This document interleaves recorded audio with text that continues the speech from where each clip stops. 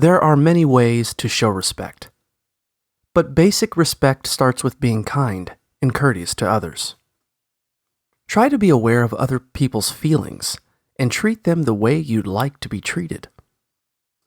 Be polite when you're interacting with others.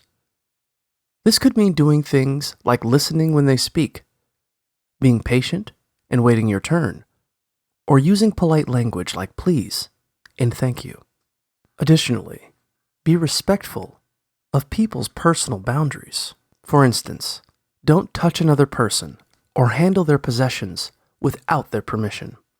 Do your best to recognize and respect the differences between people. As well, don't just reserve your respectful behavior for people who are similar to you in their beliefs, background, or appearance. In addition to being respectful to individual people, try to respect spaces that you share with others.